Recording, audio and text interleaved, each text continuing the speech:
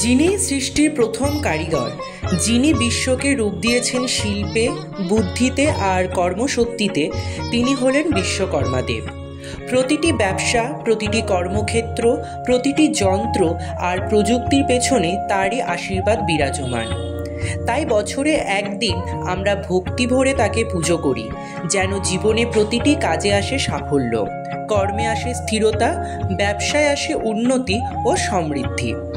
2025 সালে বিশ্বকর্মা পুজোর সঠিক তারিখ ও শুভ সময়, পুজোর নিয়ম ও মন্ত্র, ব্যবসা ও কেরিয়ারের অগ্রগতির জন্য কোন কোন বস্তু অর্পণ করা উচিত এবং কেন প্রতিটি কর্মক্ষেত্রে এই পুজো পালন অপরিহার্য, এইসব নিয়েই আজকের ভিডিও। আজকের এই বিশেষ দিনে আমরা সকলেই মনে রাখি, ভক্তি ও নিয়ম মেনে বিশ্বকর্মা পুজো করলে কেবল যন্ত্র নয়, আমাদের কর্মজীবন ও ব্যবসার পথও হবে শুভ ও আলোকিত। চলুন শুরু করি আজকের ভক্তিমূলক এই যাত্রা, কর্মদেবতার আশীর্বাদ লাভের পথে।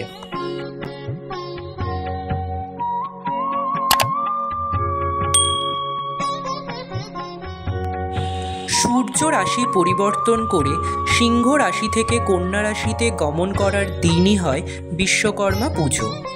হিন্দু শাস্ত্রমতে তিথি এবং পুজোর সময় নির্ধারণ করা হয় চন্দ্রের গতির ওপর নির্ভর করে, কিন্তু বিশ্বকর্মা পুজো নির্ধারিত হয় সূর্যের গতি নির্ধারণ করে। হিন্দু পুরাণ অনুযায়ী বিশ্বকর্মা দেবতা হচ্ছেন দেবশিল্পী, স্থপতি ও মহাস্রষ্টা। তিনি দেবতাদের জন্য স্বর্গ, রথ, প্রাসাদ ও দেবাস্ত্র নির্মাণ করেছিলেন। তার সৃষ্টি শক্তির জন্য তাকে বিশ্বের প্রথম প্রকৌশলী বা দেবতাদের স্থপতি বলা হয়। ইন্দ্রের বজ্র, বিষ্ণুর সুদর্শন চক্র এবং শিবের ত্রিশূল সবই বিশ্বকর্মা সৃষ্টি। প্রতি বছর ভাদ্র মাসের শেষ দিনে অর্থাৎ 17 বা 18 সেপ্টেম্বর আশেপাশে বিশ্বকর্মা পুজো পালন করা হয়। বিশেষ করে অফিস, কারখানা, গ্যারাজ, দোকান ও কর্মক্ষেত্রে যন্ত্রপাতি পরিষ্কার করে পুজো দেওয়া হয়। বিশ্বাস করা হয় এই পুজোর মাধ্যমে কর্মজীবনে সমৃদ্ধি আসে, যন্ত্রপাতি দীর্ঘস্থায়ী হয় এবং জীবনে অগ্রগতি ঘটে।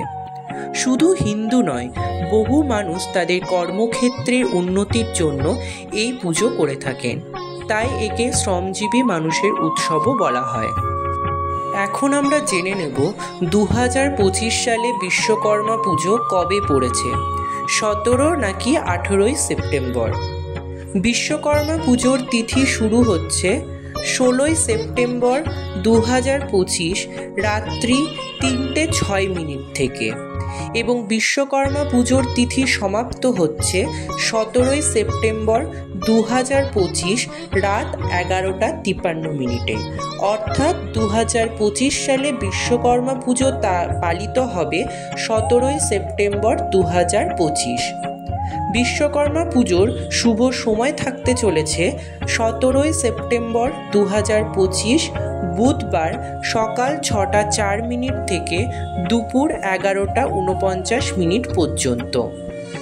এবং এরপরে আমরা জানব বিশ্বকর্মা পুজোর জন্য যে উপকরণগুলি লাগবে সেগুলি হলো প্রতিমা, ফুল, বেলপাতা, দূর্বা, তুলসী পাতা, পল্লব, কলা পাতা, কলা গাছ, গাঁদা ও রজনীগন্ধার মালা, কচি ডাব, দশকর্মা দ্রব্য, 5 রকমের ফল, 5 রকমের মিষ্টি, ঘট, পান, তেল, সুপুরি, বস্ত্র, মোমবাতি, ধূপকাঠি, ধূপ, ধুনো, প্রসাদের থালা ও হোমের সামগ্রী। কারিগরের দেবতা, কর্মক্ষেত্রের রক্ষক আর সৃষ্টির মহান স্থপতি বিশ্বকর্মা ঠাকুর। আমাদের জীবনের কর্ম, ব্যবসা, যন্ত্রপাতি আর প্রযুক্তি ছাড়া কিছুই সম্ভব নয়। আর এই কর্মক্ষেত্রের প্রতিটি উন্নতির পেছনে রয়েছে বিশ্বকর্মা দেবের কৃপা। আজকের ভিডিওতে আমরা জানব কেন ব্যবসা ক্ষেত্রে বিশ্বকর্মা ঠাকুরের পুজো করা এত জরুরি এবং কিভাবে এই পুজো আমাদের কর্মজীবনকে সফল করতে সাহায্য করে। বিশ্বকর্মা দেবের মাহাত্ম্য। শাস্ত্রমতে বিশ্বকর্মা দেব হলেন দেবশিল্পী। তিনি দেবতাদের অদ্ভুত সব অস্ত্র, রথ, প্রসাদ ও যন্ত্র তৈরি করেছিলেন। আসলে প্রতিটি শিল্প, প্রতিটি কর্ম আর প্রতিটি প্রযুক্তির মূলে আছেন তিনি। তাই ব্যবসা, শিল্পক্ষেত্র বা যে কোনো কর্মজীবনে সফল হতে চাইলে বিশ্বকর্মা দেবের কৃপা অপরিহার্য। ব্যবসা ক্ষেত্রে পুজোর তাৎপর্য। বিশ্বাস করা হয় বিশ্বকর্মা পুজো করলে ব্যবসায় স্থায়িত্ব ও সমৃদ্ধি আসে। কারখানা, অফিস ও দোকানের যন্ত্রপাতি দীর্ঘস্থায়ী হয় ও নষ্ট হওয়ার সম্ভাবনা কমে। পুজোর মাধ্যমে কর্মচারীরা নতুন উদ্যমে কাজ করে। কর্মক্ষেত্রে আসে শান্তি ও সম্প্রীতি। পুজোর মাধ্যমে বাধা বিপত্তি কেটে যায়, ব্যবসায় আসে মুনাফা। ব্যবসায়ীরা বিশ্বাস করেন বিশ্বকর্মার কৃপায় সব কাজে শুভ শক্তি প্রভাব পড়ে। পুজোর নিয়ম। ভোরবেলা স্নান করে পরিষ্কার পোশাকে পুজো শুরু করতে হবে। অফিস, কারখানা বা ব্যবসা প্রতিষ্ঠানে যন্ত্রপাতি পরিষ্কার করে সাজাতে হবে। ফুল, ফল, দুধ, মিষ্টি, বাতাসা, কলা ও নারকেল নিবেদন করতে হয়। ধূপ দ্বীপ জ্বালিয়ে বিশ্বকর্মা দেবের আরাধনা করতে হয়। ওম বিশ্বকর্মণ্যে নমঃ মন্ত্র জপ করলে বিশেষ ফল লাভ পাওয়া যায়। যন্ত্রপাতিতে তিলক দেওয়া হয় এবং অঞ্জলি দিয়ে পুজো সম্পন্ন করা হয়। ব্যবসার উন্নতির জন্য অর্পণ। যন্ত্রপাতিতে সিঁদুর ও গঙ্গার জল যন্ত্রের দীর্ঘস্থায়িত্বের জন্য। নারকেল ও বাতাসা আর্থিক উন্নতির জন্য। লাল ফুল কর্মে উদ্যম বাড়ানোর জন্য। দুধ ও মধু ব্যবসায় মিষ্টতা ও সম্পর্ক ভালো রাখতে দেওয়া হয়। এখন আমরা দেখব কেন পালন করা উচিত এই বিশ্বকর্মা পুজো। বিশ্বকর্মা পুজো শুধু একটি আচার নয়, এটি ব্যবসায়ীদের আত্মবিশ্বাস ও বিশ্বাসের প্রতীক। যন্ত্রপাতির সঙ্গে যেমন শ্রমিকের নিবিড় সম্পর্ক, তেমনি পুজোর মাধ্যমে সেই সম্পর্ক আরও গভীর হয়। ব্যবসায়ীরা বিশ্বাস করেন পুজোর মাধ্যমে শুধু যন্ত্র নয়, ব্যবসার প্রতিটি দিক আশীর্বাদ পুষ্ট হয়। তাই ব্যবসা বা কর্মক্ষেত্রে উন্নতি চাইলে প্রতি বছর বিশ্বকর্মা ঠাকুরের পুজো করা উচিত। বিশ্বকর্মা দেব কর্মক্ষেত্র, ব্যবসা আর শিল্পকলার দেবতা। তার পুজো মানে শুধু যন্ত্রপাতি নয়, আমাদের পরিশ্রম ও জীবনের উন্নতিকে আশীর্বাদ করা। আজকের এই ভিডিওতে পরবর্তীতে আমরা জানব বিশ্বকর্মা পুজোর সময় আমাদের কি কি নিয়ম পালন করা উচিত, যাতে পুজো হয় সঠিকভাবে আর জীবনে আসে সাফল্য ও সমৃদ্ধি। পুজোর আগের প্রস্তুতি।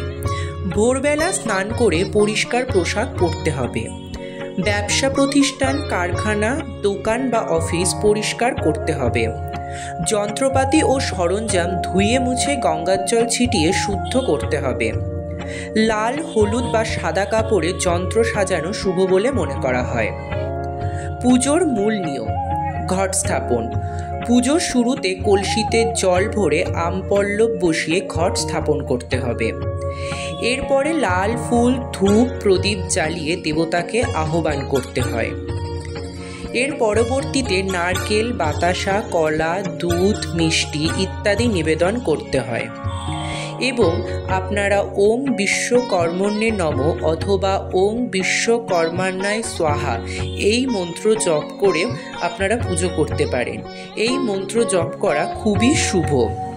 এরপর কারখানার যন্ত্রপাতি, অফিসের টেবিল, দোকানের ক্যাশ বই সব কিছুতে সিঁদুর ও হলুদ দিয়ে তিলক দিতে হয়। এর পরবর্তীতে পরিবার বা কর্মচারীরা মিলে ফুল ও ধান দিয়ে অঞ্জলি দিতে পারেন। পুজোর সময় করণীয়। পুজোর সময় অহেতুক কথা না বলে ভক্তি সহকারে প্রার্থনা করতে হবে। পুজোর পর ভোগ সবাই মিলে ভাগ করে খাওয়া উচিত। পুজোর দিন যন্ত্রপাতি ব্যবহার না করে বিশ্রাম দেওয়াই শুভ। পুজোর সময় ধ্যান দান করলে বিশেষ ফল লাভ হয়। পুজোর শেষে বিশ্বকর্মা দেবের আশীর্বাদ চাইতে হবে যেন কর্মজীবনে আসে শান্তি, ব্যবসায় আসে উন্নতি আর পরিবারে থাকে সৌভাগ্য।